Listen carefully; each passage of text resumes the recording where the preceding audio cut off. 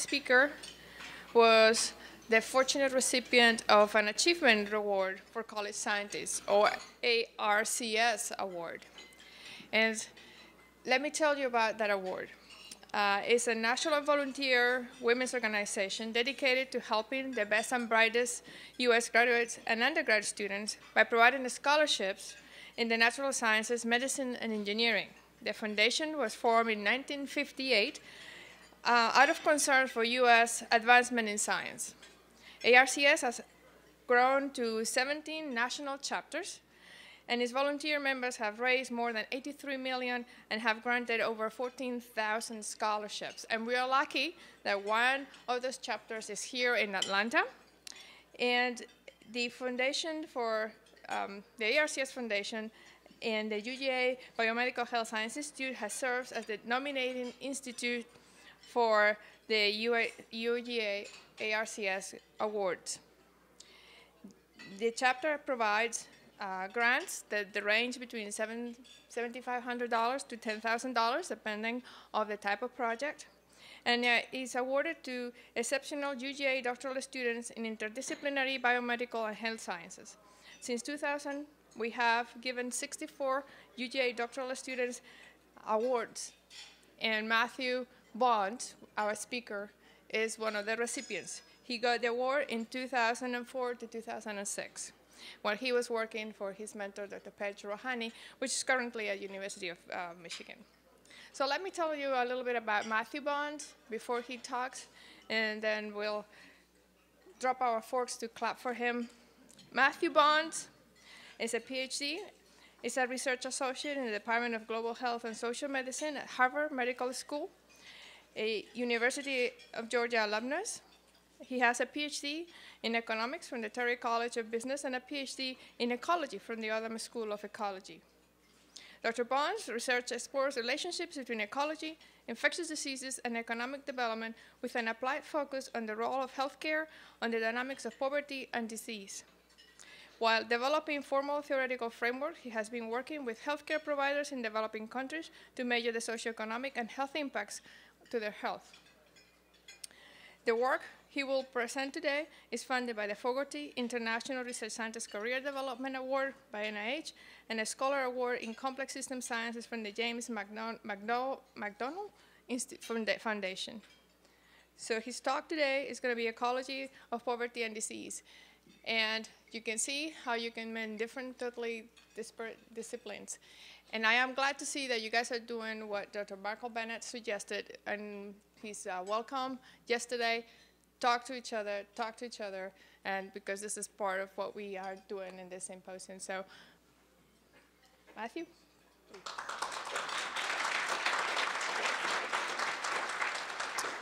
Thanks, Susan. I'm going to have a little bit of glass of iced tea because I didn't have it at my table.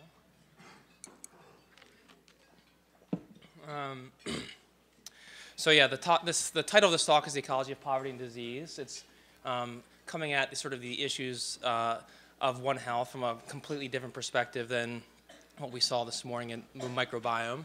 So I'm interested in sort of the organismal and population level phenomena. It's also quite nice for me to be here. I spend most of my time in a medical school. When I'm not in a medical school, I'm on the campus of a hospital in Rwanda, and most of the people I interact with are physicians.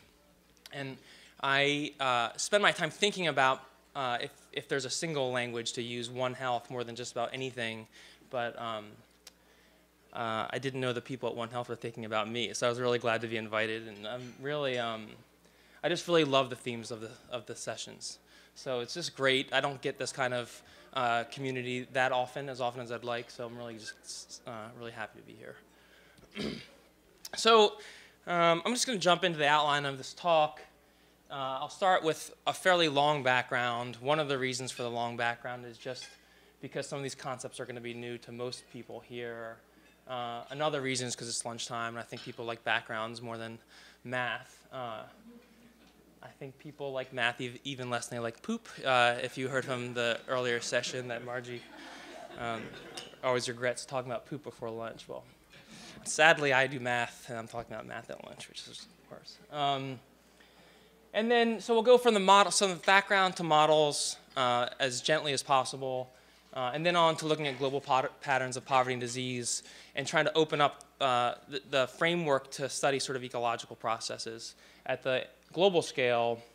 And then I'll bring it back to, from these sort of conceptual ideas to very specific kind of field work and service operations that we've got going on. So let's see.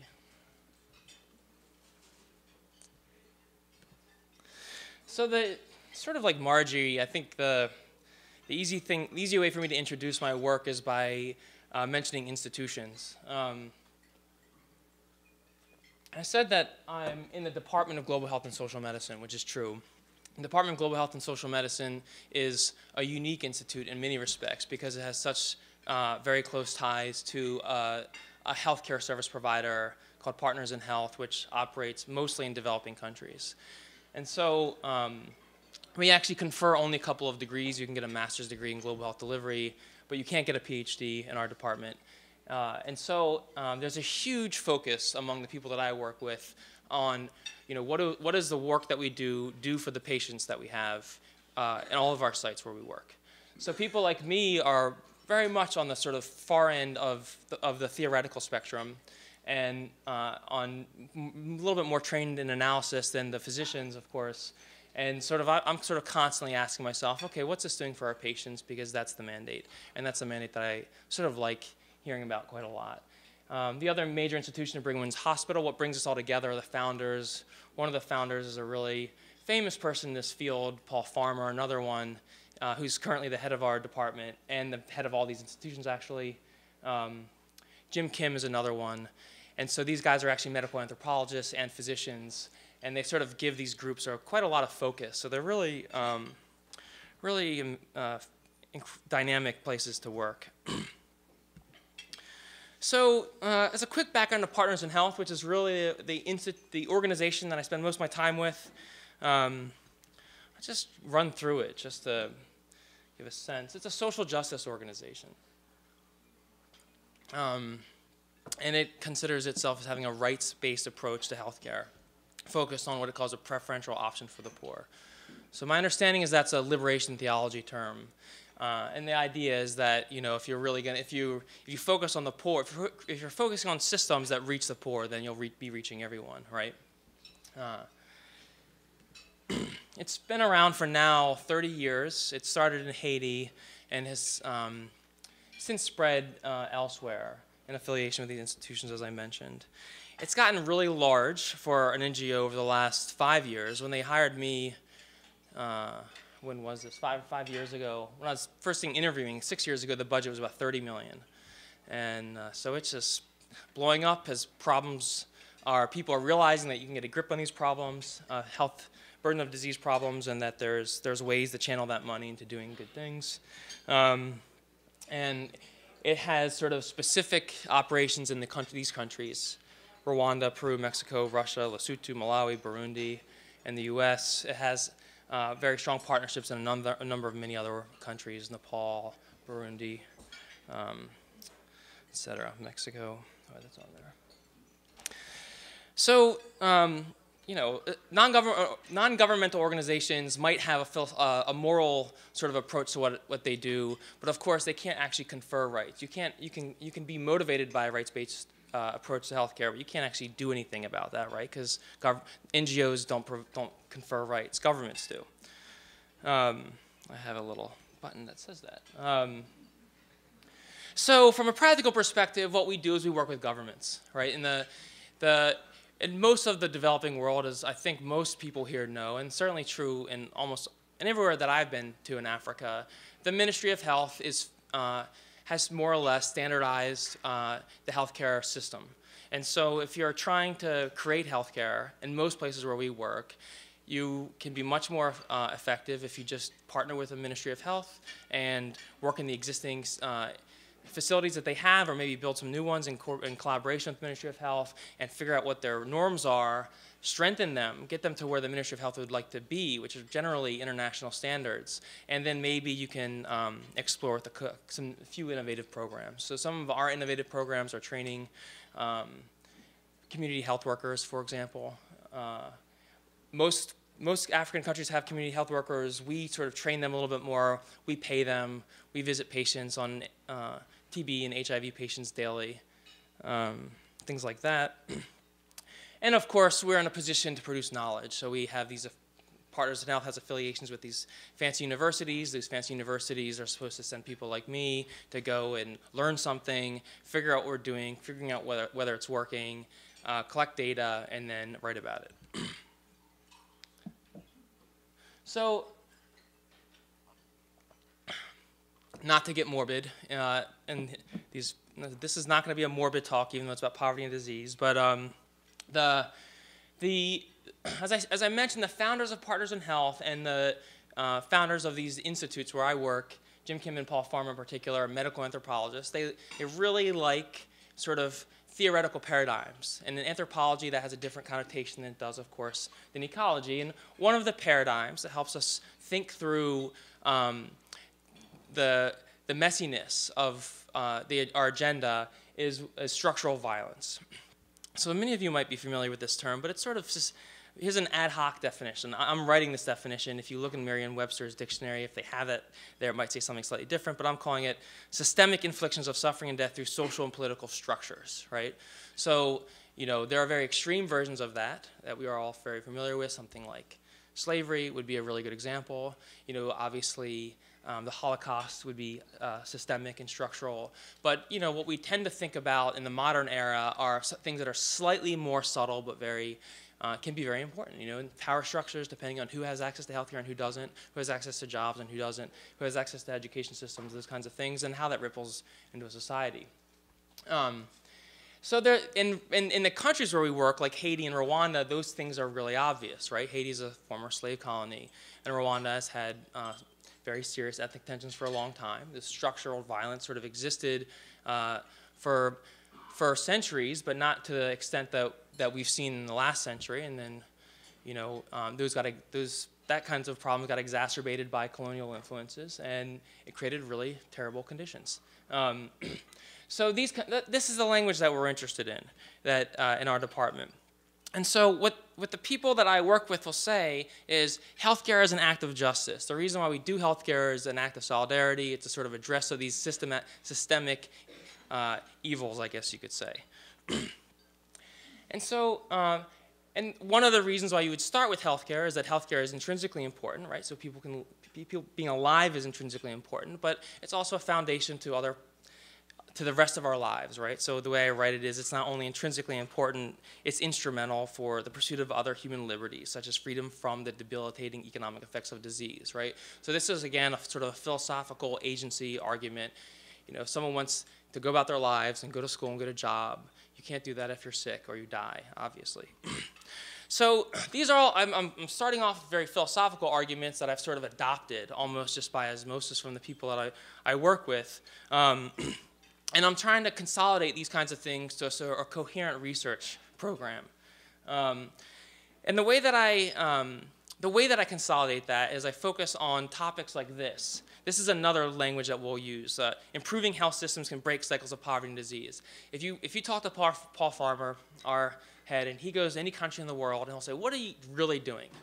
Is this a Band-Aid? Are you just addressing a Band-Aid problem? Just prolonging people's suffering?" And he says, "No. Providing healthcare, our goal is to break cycles of poverty and disease."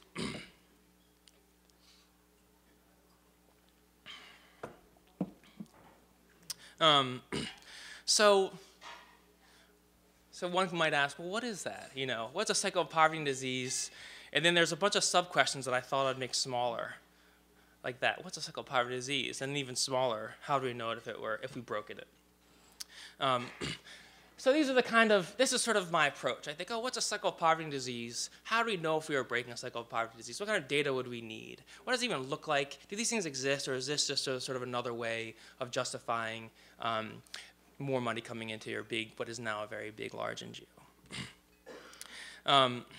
So what I've sort of argued, and what they seem to be amazingly sympathetic to, surprisingly, in a medical anthropology environment of physicians, is that an ecological approach it can be very helpful and formalizing these concepts. So my goal is to develop these concepts, an ecological framework of cycles of poverty and disease, right, of poverty and disease, and then to integrate this research with the specific interventions that we're doing in the sites where we work. So I'm noticing time is a little, what is our time? Is it really 1 o'clock? No. 1:30. Okay. But what time is it right now? 5 to 1. Okay, so I got 35 minutes. All right. Okay. So we're still in the background section. You can see that that's what that thing says. So background. So what is the ecology of poverty? Ecology of poverty. So I'll just sort of usher us through like the simple ideas that a lot of people are aware of. But I'll just put them all on a single slide so we can sort of think through them. As many of us know, 1 out of 6 people in the world live in extreme poverty, and many economists like to argue what that means, but $1.25 a day is a rough number. It's generally thought of as sort of a threshold level, the amount of money you would need internationally anywhere to live. And so the idea that you have 1 out of 6 people living in extreme poverty is amazing, given how much wealth that we are seeing in the world. And it's also a conundrum, right? How can you have 1 out of 6 people in the world living in populations that actually, from an economist's perspective, have not radically changed in terms of economic well-being? They might have changed in sort of how they practice some, and slightly in terms of how they do agriculture and things like that. But we're basically talking about extreme poverty in all the ways that we think about it. Malnutrition, low life expectancies, all those kinds of things. So I use a couple examples of how we know that poverty can persist and that it's really kind of amazing, which is, these are two different kinds of slides. The first is a period from 1960 to 2000. I can't even read it on my screen, but I'm sure that's right. The open circles are the top 10 richest countries in the world. The closed ones are the poorest 10 richest countries in the world. We follow those over that period of time. It's a particularly bad time for economic development. You'll see that there was no growth among the poor countries, and there was quite a lot of growth among the wealthy countries. So that's important because what it means is, from an economist's perspective, for a while economists were thinking, oh, everyone is sort of on the same growth path. Some are a little bit further along than others. Some might be stuck in a place. But if you followed, say, 10 countries over, say, 40 years, you would intuitively, if you were even taking a graduate program in economics, you would have thought that most were kind of growing over time. And so when you see that, you see how something's going on there. Something's preventing economies from jumping out of these poverty traps. These other graphs are dynamics within countries. There are four different countries. And these are following a cohort of the poor. So if you look, for example, at the US here, so this is the US. So this is poverty and this here, poverty is defined by this individual country. So in 1993, the poverty line in the US was $15 per day. 25% almost 25% of the population at the beginning of the year in 1993 was considered poor. If you followed those people, it's a cohort, followed those people over the course of the year, most people drop out, right, because they get jobs, it's temporary, and there's sort of a 5% that sort of stay poor. And so that's what's going on here. So the number of poor people don't change, but a particular cohort might change. And so this is sort of the idea that a lot of people actually do move in and out of poverty. In the US, there's a whole lot of people who move in and out of poverty. And then sort of countries like this, South Africa, Cote d'Ivoire, you see that this sort of flattens out much earlier. And what you're talking about are, it's sort of these groups that we sort of think of as in a poverty trap, right? The cohort just stays poor and they continue to stay poor. Their children are poor.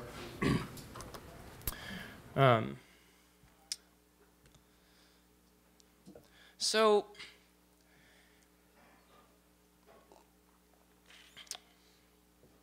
if there are a bunch of economists in the room, we could start fighting. Right now is when we'd start fighting, right? So I'm going to make a bunch of bold claims, and I'm going to say sort of candidly that not everyone would agree with these bold claims. So I'm going to one big bold claim I'm going to make is that the persistence of extreme poverty is a mystery. You know, we have a lot of ideas floating around about why households are poor, what prevents households from acquiring the kinds of things that we associate with economic growth. Same with countries, different population scales. But I think it's safe to say that most economists who've really spent a lot of time thinking about this would say, you know, we don't really understand the mechanisms of why some households or communities or populations can grow out of poverty and why others don't.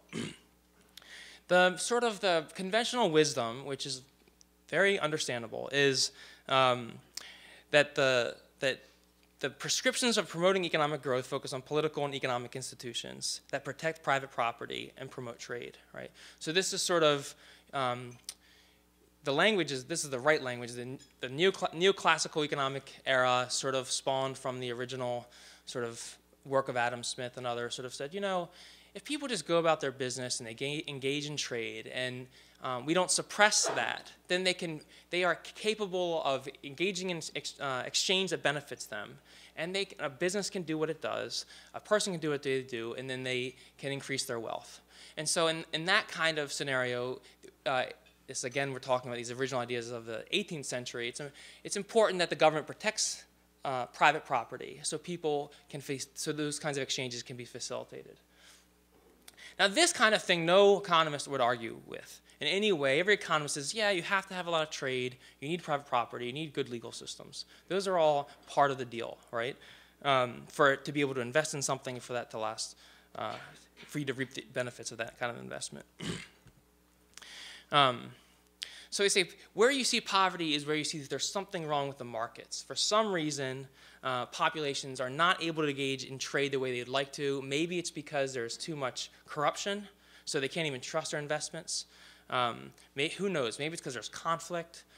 Maybe it's just because you have political institutions that actually don't even allow for private property to happen in the meaningful kinds of ways that we think about it. Maybe you don't have intellectual property rights or those kinds of things. So this is gonna aggravate some people, and if you're an economist, you'd be really aggravated. I'm gonna say, well, that's kind of Cold War economics, isn't it? You know, we've been talking about these institutions for a long time, and we realize that they're really important. But isn't there more? Isn't there more to the story than when you see persistence of poverty, right? So institutions matter. Are there other things that also matter?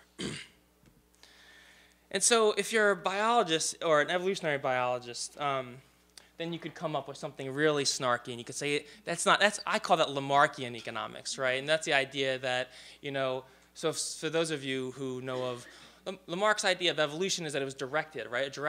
We see giraffes with long necks because giraffes wanted to reach the leaves. They stretched their necks up. They kept on stretching them till they got the leaves. They passed on this wonderful preference to their offspring, and so now giraffes have long necks, and that's how evolution happens. Right? So it's directed, right? It's as if it's rational, right? And so that's sort of what we think of economies. You know, we sort of think, okay, economies, people are rational, they want to make good decisions for themselves, they want to produce a lot of stuff, and we should see economies grow based on that. So this is, you know, I haven't talked about One Health yet, but I promise you, I'm saying One Health is the answer to this. I'm starting to get in the habit of saying, you know, we need a Darwinian revolution in economics. And what's that mean? So Darwinian revolution in economics to me means you need to send people out in the field. You need to have them observing stuff. There needs to be an inductive process in addition to sort of the deductive model building things. Just lots of observation, not knowing exactly where it's taking you, and think about the underlying mechanisms, because the underlying mechanisms, even if the conclusions are the same, maybe the giraffe gets a long neck or maybe a market grows, the underlying mechanisms matter a lot, right, in terms of thinking about the kind of complex outcomes that can emerge. So so evolution matters, so we all know. Any biologist realizes that evolution matters. And so in the economy, we need to understand what is the equivalent of that.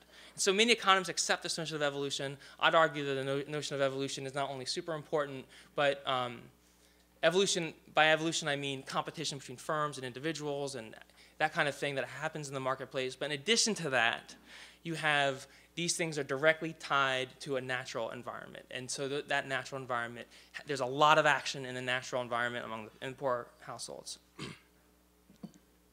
So, still background.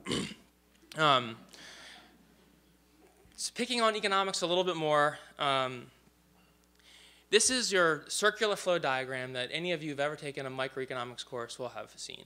Right? This is probably the first thing you might see in the first class of a microeconomics or even a macroeconomics class, right? And it's all very fairly accurate, I would say, of an industrialized society. You have households, right? Households produce labor. They also, I don't put in the circular flow diagram not to confuse the microbiologist, but they also have capital, right? So they provide their labor to firms. They save their money. The firms borrow their money through banks. The firms produce goods. The goods go to the household. The household saves some more. The firms give some more, and so on, and they get wealthier. And what's going on in the reverse is the money. The households use their money. They buy the goods. That goes to the firm. The firm pays salaries and rents on its capital and things like that. And so there's your story. It's right. It has the advantage of being circular. People in the One Health world like circles, I think. And so you can see how things like that can grow. And you can have feedbacks, and you have positive feedbacks, the kind that give you economic growth. So if you think of a circular flow diagram of a poor economy, the poor economy that sort of I feel most acquainted with are a subsistence agrarian economy, which is really most of sub-Saharan Africa. It's not all of sub-Saharan Africa, but most of it. And Rwanda, even though this is changing, it's still like 70% of the population is subsistence agriculture. And you've got a different kind of circular flow diagram that, to borrow the language of economists, it would look like that, right? You take a household, they literally walk out the door, they provide their labor, they go to their firm, which is just their own land, might be in their backyard, might be down a trail somewhere, and then they produce something, they produce food, and they eat it, and then their food's gone, and that's that, right? That's their deal. You could, if you wanted to get more complex, you could talk about little amounts of capital which really do exist, right? They use things like buckets and hose and stuff like that. There's livestock, if you wanted to put that in the capital deal. And if I was sort of really tailoring this talk to a One Health community, I would have done that because it's a legitimate dimension of it. But that's your story. And so the reason why I think it's really important to understand sort of this environmental context is that once you think of really the only thing you're producing is food, and the only unit input into that process is labor and your soil, then you're into this sort of land where, well, this is really what's driving your economy, right? You've got some labor, but then you've got microbes and worms and pollinators and water. And so people who are really interested in the ecology of poverty could very legitimately spend a lot of time talking about the dynamics of agriculture or livestock, as people here, I've learned, are very interested in. And so another thing that people like me are really interested in, almost everyone here is interested in, are infectious and parasitic diseases. Right? So if labor is your whole deal, right, if that's all the input you've got, and there are all these other critters out there that are infecting that labor, and they are doing something very different to this process, right? They're pooling resources, and when they pool resources, they get bigger. Their populations grow. This is population ecology model would show you really simply how that works. And you can get even more complex. This is sort of a food web model with the diseases some people here might be familiar with by Lafferty et al. But they said, if you look at food webs in the natural world and account for parasites and diseases, you might account for half of the energy flows in a natural system. And so this matters because infectious diseases are the leading killers of the poor, right? In Africa, you're talking about 60% of the people are dying from infectious diseases. So the language that I use is they steal human resources and influence the dynamics of human capital. So we know that that's true. We know infectious diseases are the leading killers of the poor. We know that they are, the average child in any part of Africa right now is infected with a huge range of things. Almost the majority of them, and most of sub-Saharan Africa, will have worms, of course. People in this room would know a lot more that I would, well, you might randomly find, but of course they're getting malaria a few times a year, 2 or 3 times a year often. That's improving. Obviously the range of everything else that we know about TB, respiratory infections, and HIV. And so from my perspective, studying disease dynamics and the relationship between infectious diseases and human capital is a real natural way to think about the role of the ecology of poverty, because you're talking about other organisms that are eating people. It's affecting how people can go to school and do their work, develop their own immune system, and so you do have these systems of feedbacks. I'm going to just mention two. There's a gazillion studies that many people here, some of you are familiar with. Guy Palmer sort of hinted at them yesterday, that we sort of have this understanding that, that health is a foundation of economic growth. Among the many studies, the ones that have stood out to me are these two. Hadana et al. Had an article in The Lancet 2008 on Guatemalan school children, and they randomly chose 4 different villages, gave food packages to 2 of them, of the 4. The food package was really simple. It was just some sugar, protein, milk. It's a package called Atoli, I guess that's how you pronounce it. And they found that among the males that were on this program from 0 to 3, when they were adults, they were getting almost 50% higher wages. And the study was meant to be an epidemiological study. They were interested in saying, okay, what are the long-term consequences of giving people nutrition packages, right? What happens if you can't eat? So what they're expecting to see is people get taller, of course, they're healthier, they have maybe fewer immune problems. But they found that this is just the 0 to 3 age they were looking at. They looked at other things, but 0 to 3 where they saw the biggest effects. The other one that I sort of like is this article by Miguel and Kramer on a randomized placebo-controlled trial among Kenyan school children of deworming. So they dewormed some of the school children, not others. Others were on placebo.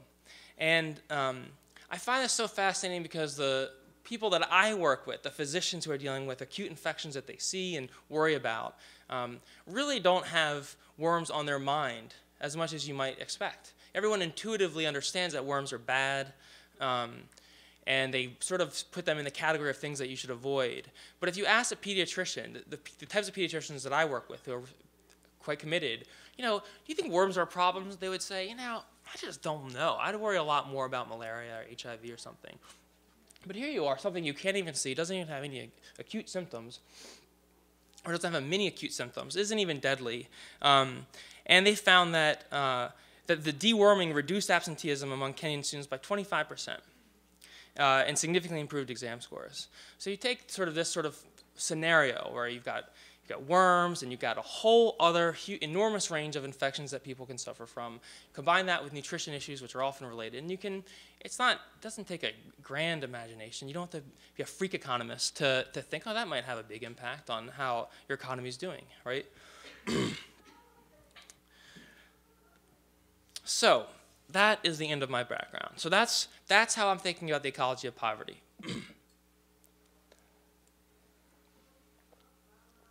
So for the next 15 minutes, now I'm going to do my best to usher through this work. I'm going to go over some models of poverty traps, how you can sort of use ecological models, combine them with economic models, understand different kinds of complex outcomes that could emerge, such as poverty traps, from combining those models. Look at data that we've seen across the world, and then hopefully, with the last 2 minutes, talk about our work we're doing in the field. So take the sort of concept that we're interested in this feedback between income and disease. So the nature of this cycle, this intuitive cycle, the cycles of poverty and disease that healthcare workers claim that they're breaking, is that on the one hand, income is a determinant of disease, right? We have social determinants of disease just like we have biological determinants of disease, and income is clearly one of them. It affects whether you're drinking water, it affects your nutrition levels, it affects all kinds of its exposure and everything like else. And health determines income. And we know from all kinds of good studies, just like the 2 that I showed you, that health can affect labor productivity, can affect education, it can affect your decision making. If you live a long time, you save more. It can affect all kinds of household decisions. And so you have these two factors. On the one hand, income is affecting the disease, and on the other hand, disease is affecting income. And so what we do is we build an infectious disease model of the kind that our handful of infectious disease modelers around here are very familiar with, the sort of classic SI systems. And I am going to describe them really briefly. So these are sort of compartmentalized systems where you divide the population between susceptible and infected individuals, and you can look at how disease might transmit through a population in these kinds of models. So you have a handful of parameters, things like the birth rates, the transmission rates, recovery rates, death rates, that kind of thing. And given those kinds of parameters, you can plug them into your computer, you can solve them mathematically, however you want to do, and you can look at what happens to the disease over time. So when you're trying to integrate concepts of how economics would affect that, then the question is, well, what kinds of parameters in your infectious disease model would that influence? So I take a couple here. To consider that income might affect your transmission rate, which it certainly does. It affects the rate of recovery, which it certainly does, because wealthier people can eat more, they can get to the hospital faster. The transmission is for all the obvious reasons that I mentioned, wearing shoes, exposure to to dirty water, et cetera. Could it even affect your background death rate, how fast you're going to die when you're not infected, those kinds of things. You can build those in, and you can play with, you can build them in however you like. As long as we sort of understand this general intuition that these parameters are affected by income. And you can come up with models that look kind of like this. Now this is inverted for stylistic reasons I'll show you later. But the way to read this is that this is the equilibrium disease prevalence from a simple model as you change income, right? So as if you start over here, there's no disease, income is highest. As income falls, your transmission rate rises, your recovery rates fall, those kinds of things. Your burden of your equilibrium disease rises. And so let's see if I can. So the way to think about it is you take any spot in this, take any income level, assuming the income is completely independent, and then this tells you what kind of disease prevalence you'd associate that income level, right? This is just an outcome of the model. So separately, we can play the other game, which is what happens to your income if your disease prevalence moves in the population. So now we're pretending something else. We're saying, we'll say disease is completely independent. We'll move disease in the population, and we'll see what kind of incomes comes out of it. So in this case, we have an economic model where economics is depending on labor, and labor depends on whether you're healthy or not healthy. So you can use your infectious disease model to inform that.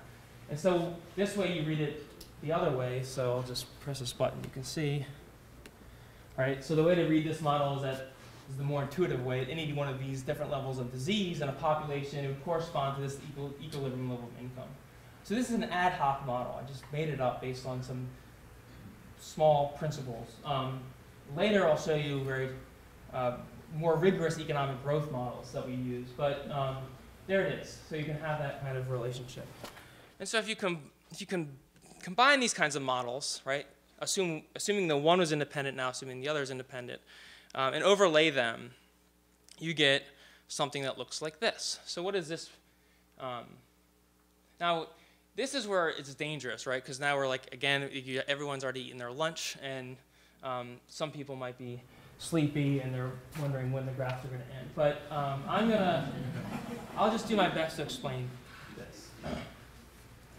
If you take an initial condition, like right here, suppose this level of income and this level of disease prevalence, the models tell us two things. It says, at this high income, relatively high income, that puts downward pressure on the disease, right?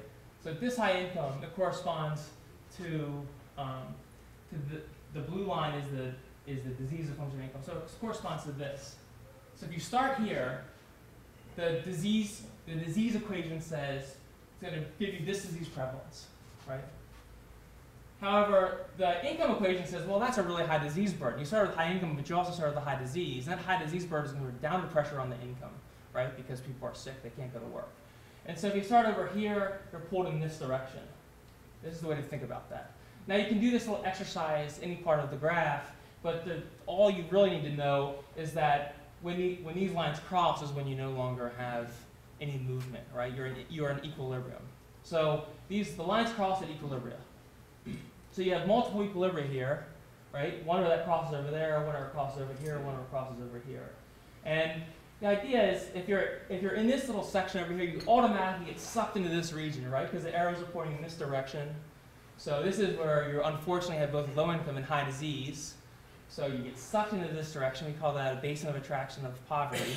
If you're on this section, you get sucked into the development area. And then depending on things I'll show you in a second, you might be in any one of these deals. So the lesson to take home here is the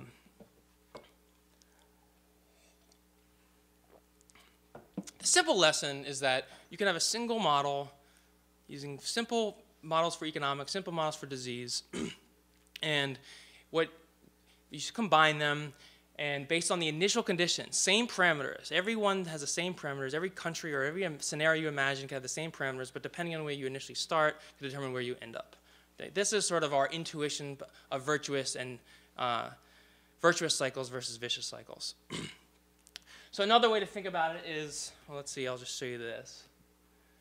So you could present this very differently. This is how we define a poverty trap in this situation. What this says is, what this means is that any one of these little spots would end up sucking you into the poverty trap. It's a phase diagram, and over here, any one of these spots, these initial conditions, if you start here, you go in that direction.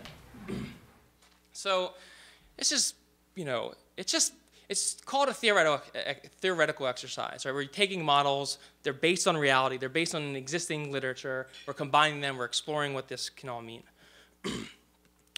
And so you get sort of policy implications like that. Like what that means is that if these models are right and you have a population stuck in a poverty trap, the only way to bust out is to change the initial conditions to the basin of attraction of development.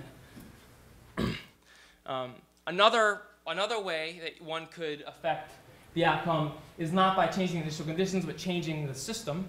So in this case,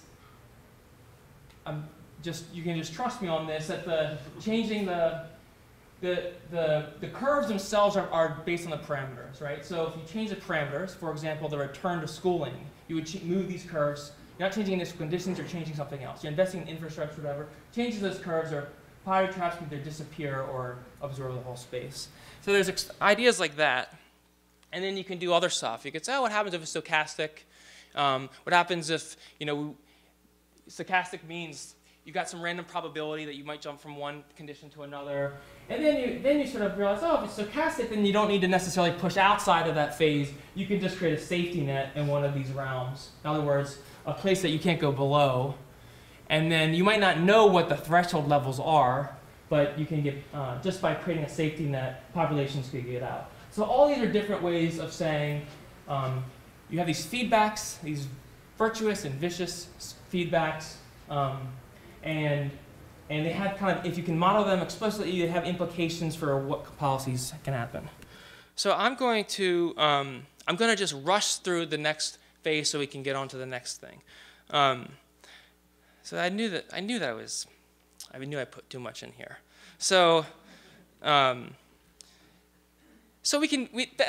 all the theoretical work that I do sort of takes this and tries to take it incrementally more seriously, right? So we start with sort of toy-like models, and then we expand those to explicit economic growth models that you would derive from the economics literature with parameters that we have some understanding of. You build those into them. Then we sort of build in more diseases so that you're using not toy-like systems, but you're actually have parameters for the diseases that you're thinking about.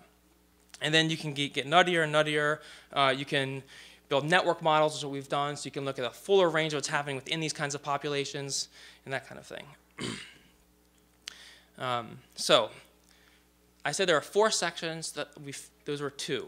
So background, poverty trap theories, and now our global patterns. So we've looked at sort of what this might mean if you were to look at global patterns. And probably the most important graph here is not the one on the right, but the one on the left. And this is, every circle is a country.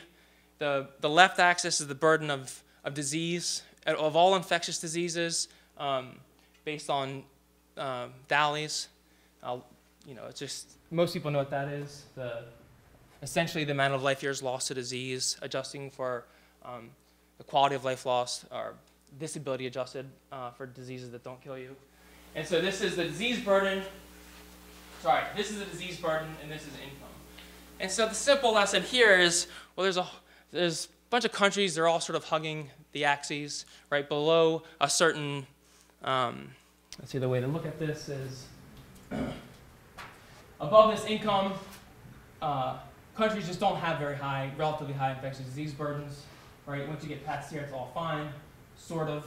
Maybe that's a little bit of it, I shouldn't say that, I guess, but it's not all fine, but it's much different than over here. And then above a certain disease level, you have no wealthy countries, right? If you were to just take countries all with some level of high disease, you'd see that. So what I've tried to do is figure out if you can get a sense of their stable or unstable equilibrium in this mess.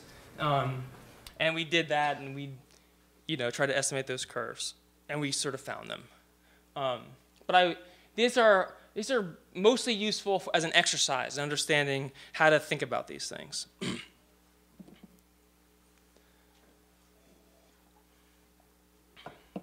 So I'm going to try to cover some more of these global distribution issues because the patterns really are kind of amazing, and when you look at the data as closely as I have, patterns, more and more patterns show up, and they're all kind of striking.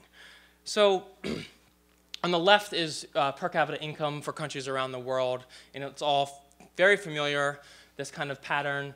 The poorest parts of the world are sub-Saharan Africa and Asia, and they sort of have these kind of geographic signatures, right? So in particular, you might compare that to a climate zone and see some obvious correlations. If you want to look at it really starkly, this is latitude. So this is per capita income on the y-axis. This is latitude, and the idea here is that these are the average income of countries in these different latitudinal periods, and so you get this thing. So there's a big fight among economists on what's going on here, right? And it's just as I mentioned earlier, there's one side that says the reason why you have that very striking climate-seeming related curve over there is because of institutions. So you had Industrial Revolution that happened to happen in higher latitudes. That Industrial Revolution stayed among Europeans and sort of was, depending on where they colonized, sort of influence in different ways, patterns around the world. And then you have people and they write really tough titles things like Institutions Rule.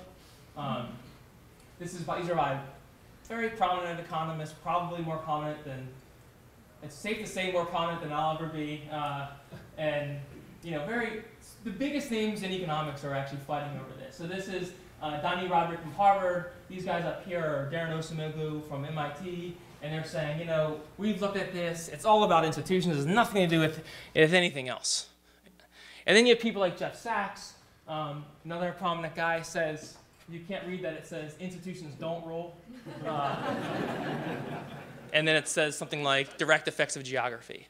So these, very serious battles going on.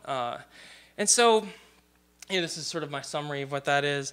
And so we did is, in December, we published an article which is sort of meant to enter the fray,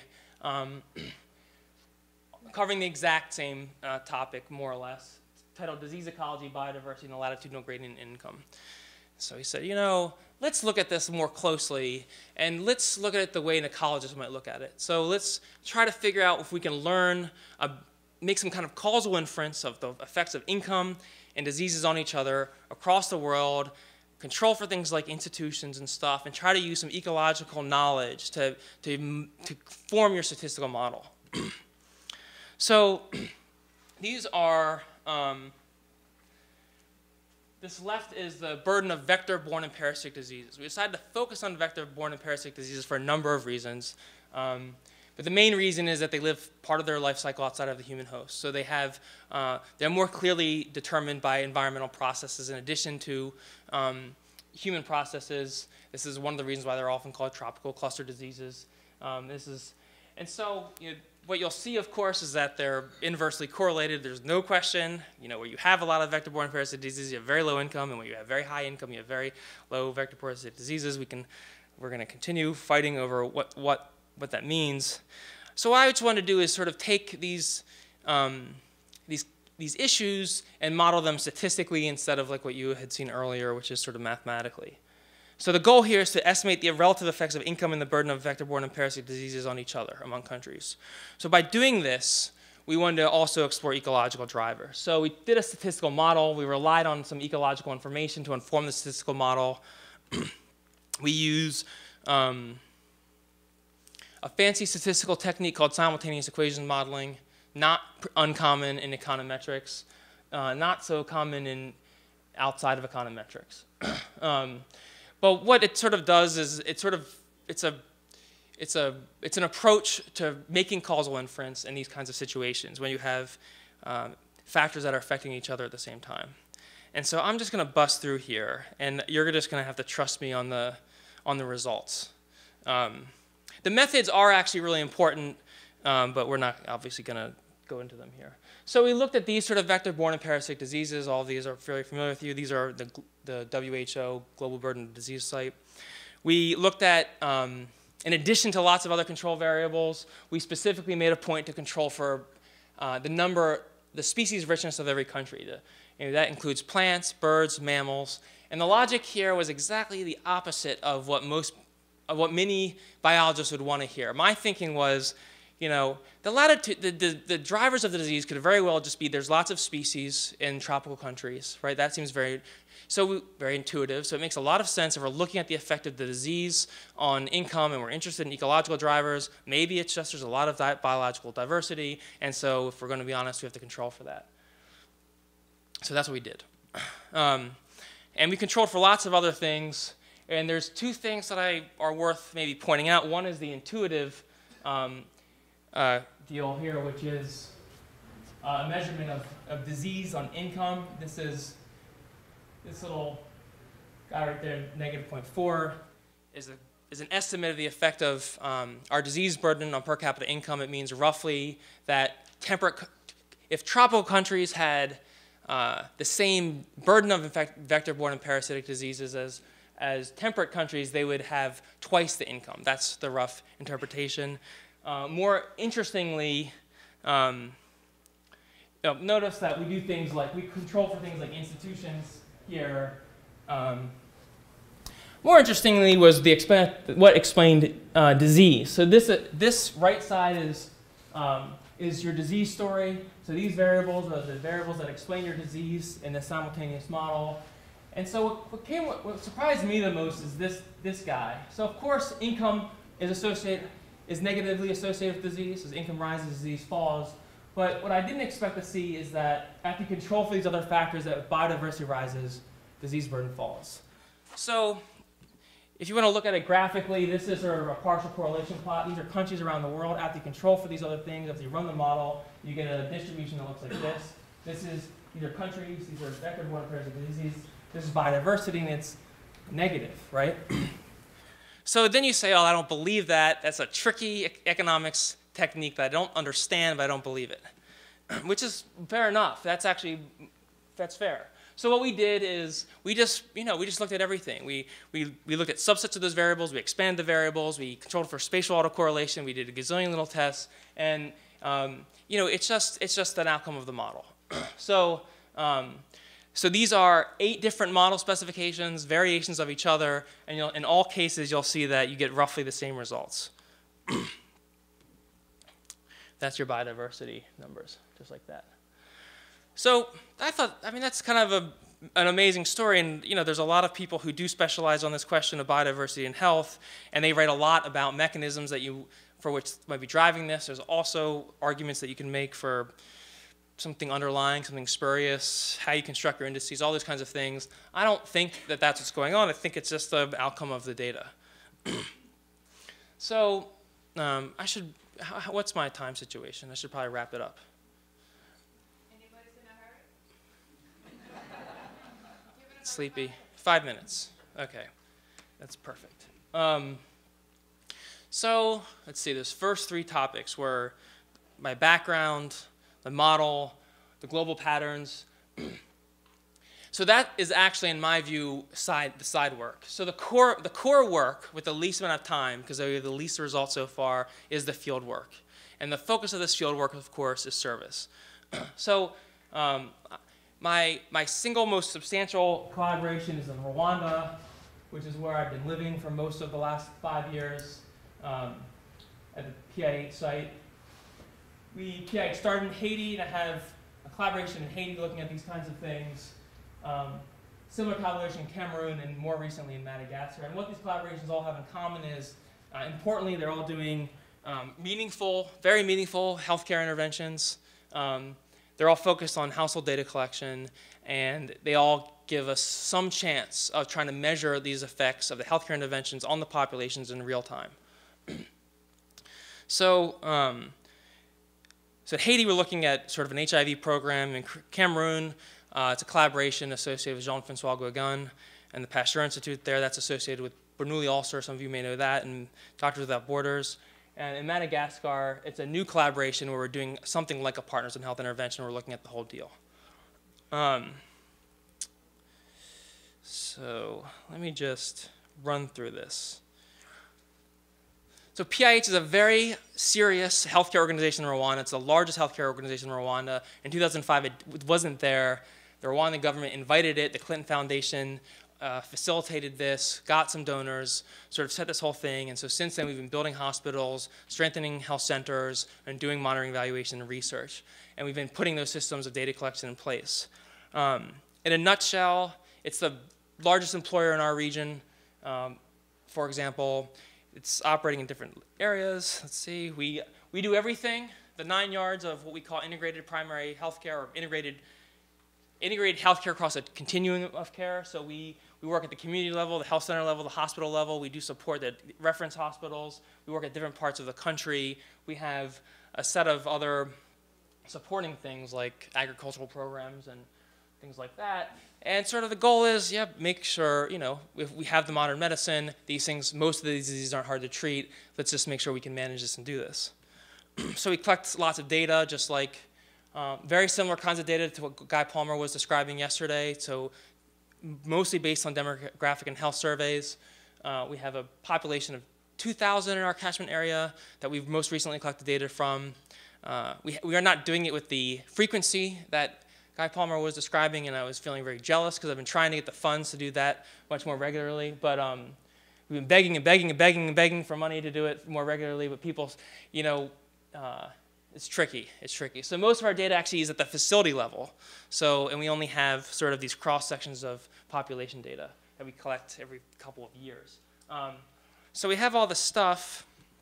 We've done some preliminary analysis. The one thing that's worth pointing out is that, so we've been there for a few years, right? We arrived in 2005. In 2005, in our district, in our province, the under 5 mortality rate was 233 out of 1,000, so about 23%. So big time under 5 mortality rate. Even big time for sub-Saharan Africa. And over course of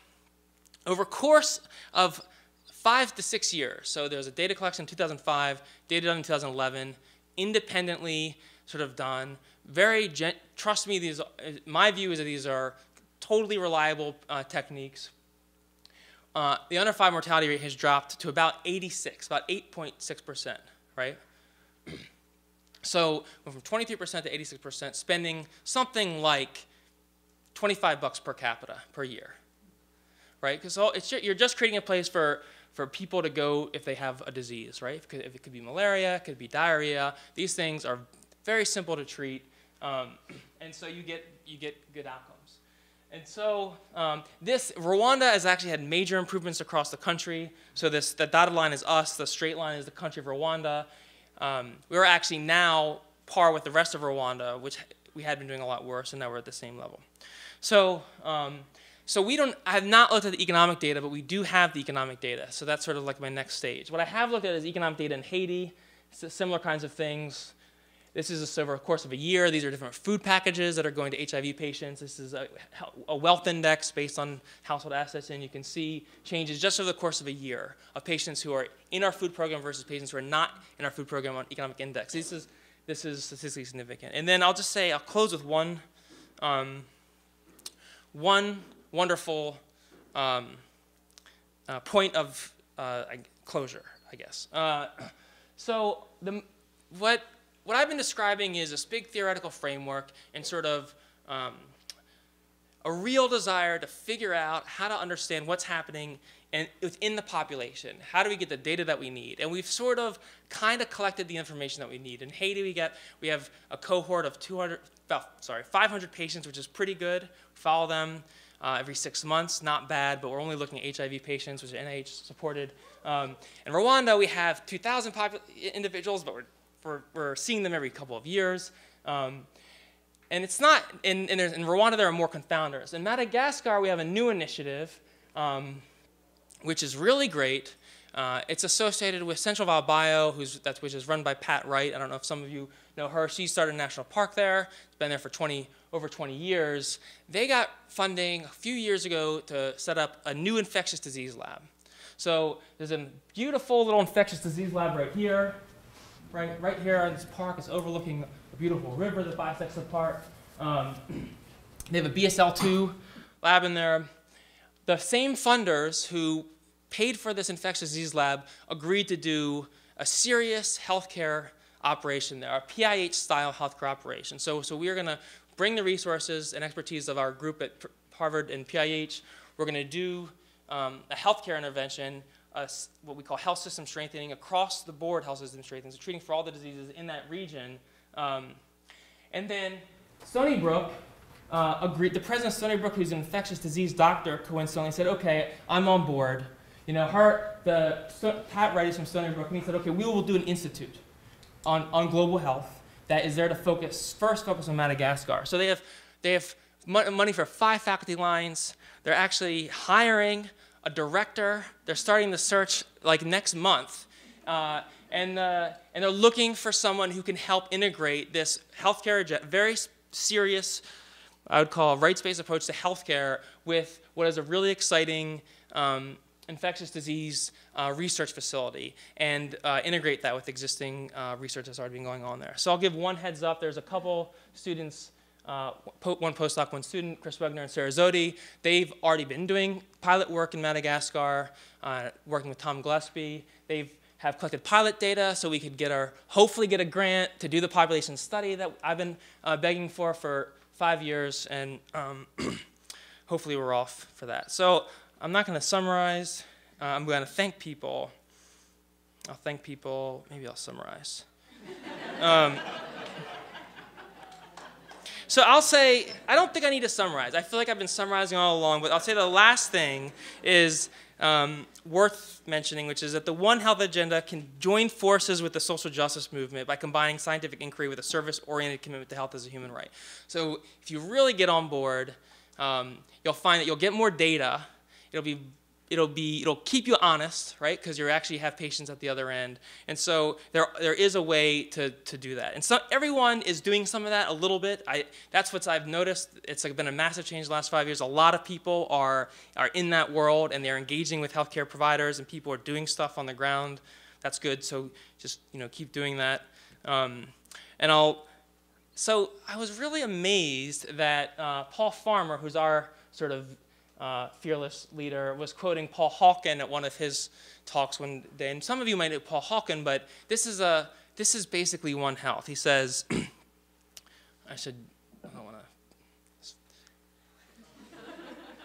he says, "There's no question that the environmental movement is critical to our survival. Our house is literally burning, and it's only logical that environmentalists expect the social justice movement to get on the environmental bus. But it is the other way around. The only way we're going to put out the fire is to get on the social justice bus and heal our wounds, because in the end, there's only one bus." That's your One Health story.